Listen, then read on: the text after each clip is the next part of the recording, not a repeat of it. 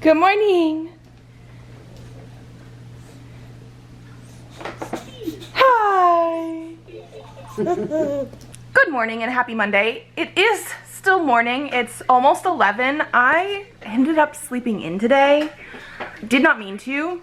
It is also a little bit like overcast, so it's a little bit darker than normal. Maybe that was part of it. But also, you know, I have people who love the baby just as much as me and get him in the morning sometimes so that I can sleep in.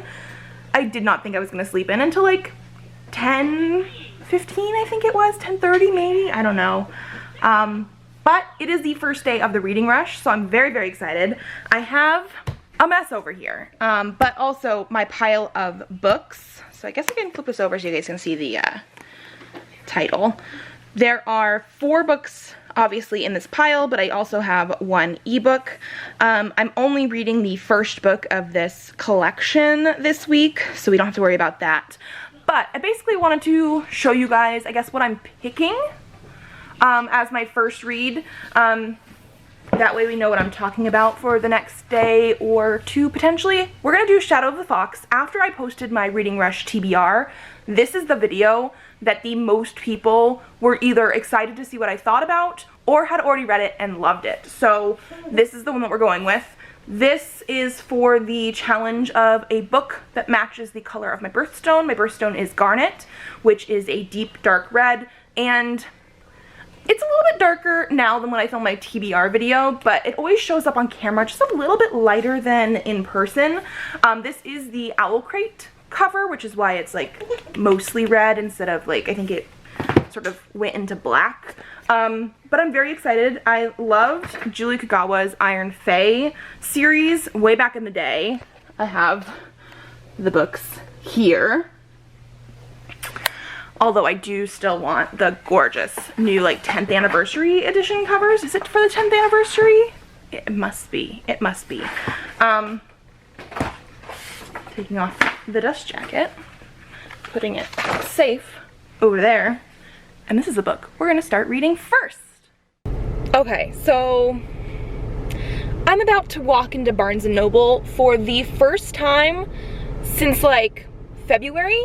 The state closed down middle of March, but I don't think I actually went to a bookstore in March. And I've been buying all the books that I've been buying lately online. However, my son's first birthday is in less than 2 weeks, and I really want to get him some books. And like I said, I've been buying some books online, but especially with picture books, I want to sort of look at the way that they're written, the pictures, all that kind of stuff to really pick out what I want.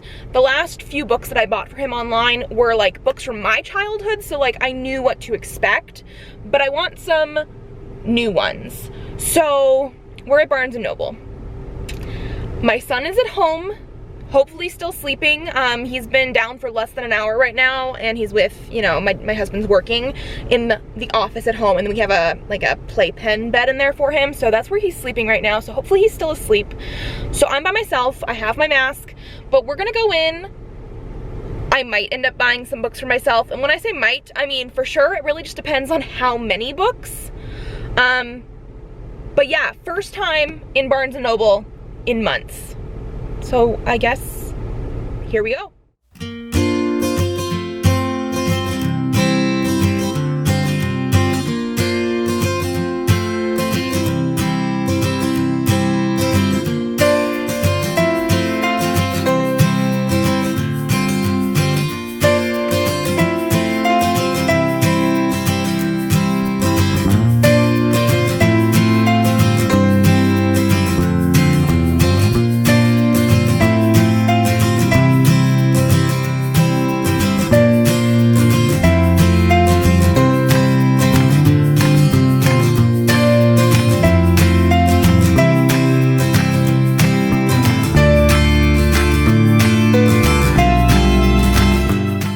So I'm back from the store.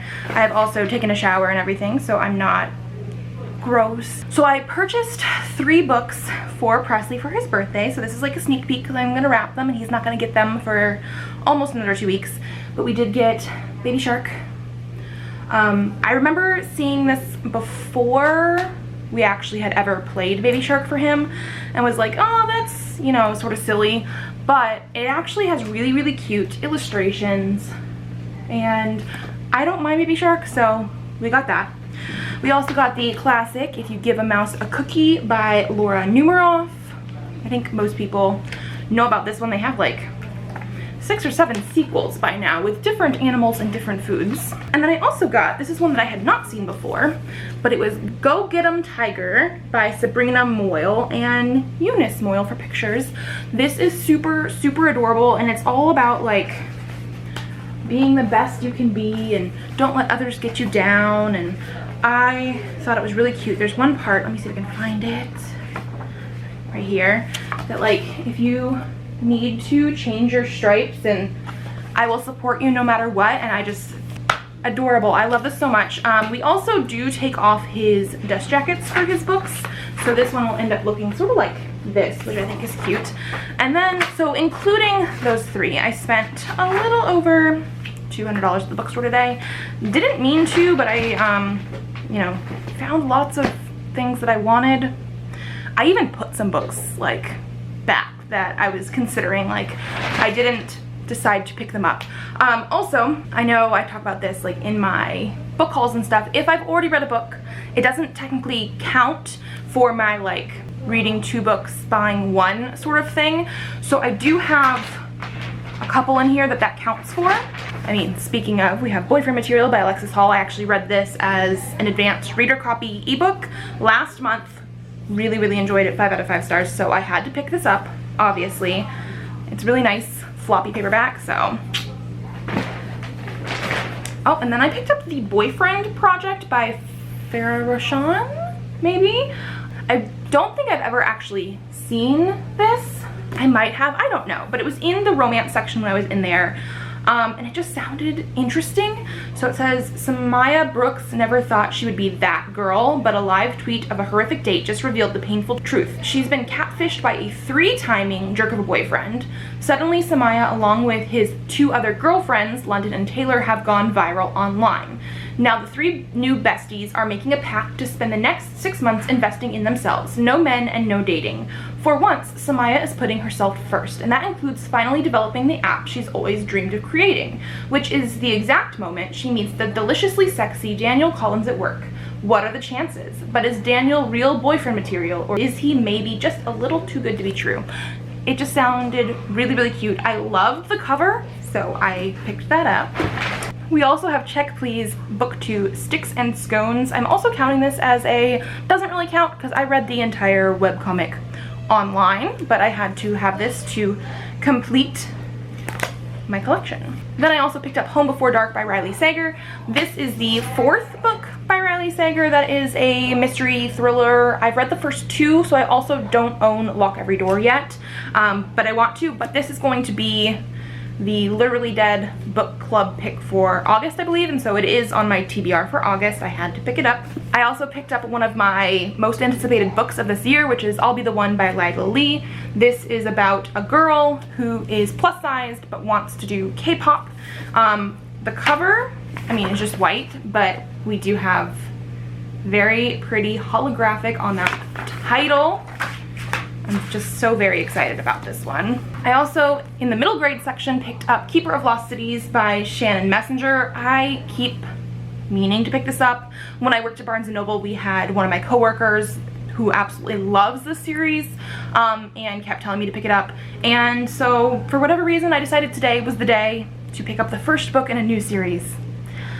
I should stop doing that, but I seem to do it quite often. Also, in the middle grade section, I picked up this one. This is the first in a new series, again, but the cover just drew me in. They had the second book there in hardcover, and then the first one in paperback, so that's why I picked it up, but it's Twinchantment by Elise Allen. And this one is about princesses Flissa and Sarah, who are twins. However, apparently magic was outlawed in their kingdom a while ago, and that includes anything that could be conceived as magical. So twins, black cats, and other potentially magical beings. And so they had to hide themselves as being one princess but it's actually twins, and I think somebody figures it out. I don't know, but the cover looks gorgeous. This looks like a really nice, fun middle grade. And then I picked up some graphic novel comic bind-ups. We have Fence Rivals. This is volume 4 for the Fence comics that I've been loving. And then I picked up volumes 1 and 2 of Locke Key. This is by Joe Hill and Gabriel Rodriguez. I watched the show on Netflix, absolutely loved it, and just keep meaning to pick it up, so volumes 1 and 2.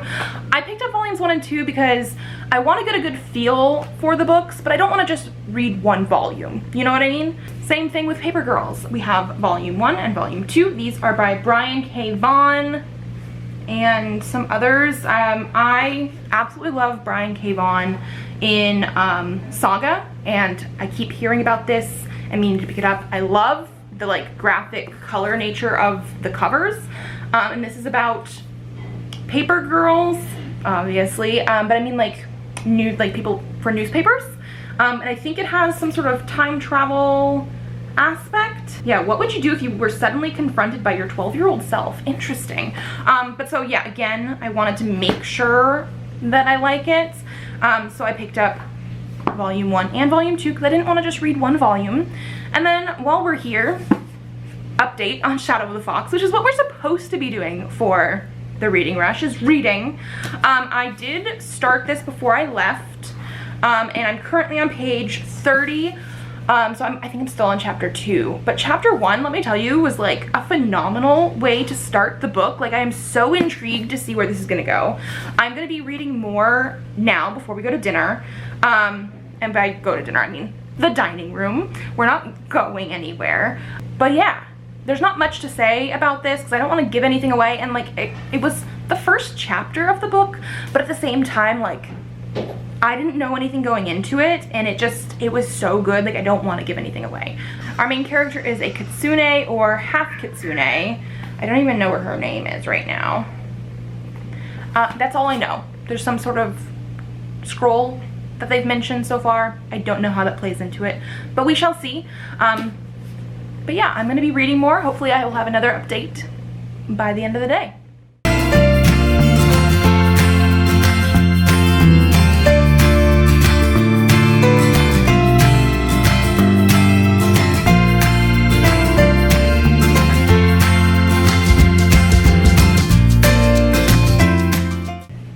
So it is currently 8:40. However, I'm gonna give you guys an update, a very small update on this, so that I can finish editing my first daily vlog for the reading rush. I have never done daily vlogs before, so I hope you guys enjoy. Usually I just vlog the whole week and end up having a very, very, very long vlog, especially now with my son. They're super, super long. But I'm currently on page like 43 or 44 of this. I'm on, I think, chapter 3. So we haven't gotten much farther, but so far I'm really loving the writing style. I haven't read anything by Julie Kagawa in a while, and I'm really enjoying it. We have another point of view, I'm pretty sure, in here now in chapter 3. There wasn't any sort of point of view chapter header, I don't believe, but I'm pretty sure it's not our main female character. I do believe this is the guy character who's supposed to be in here. I don't actually know. I do most of my reading in bed, so that's actually what I'm going to be doing. Presley is currently sleeping and my husband is up there with him right now, so I can finish this vlog.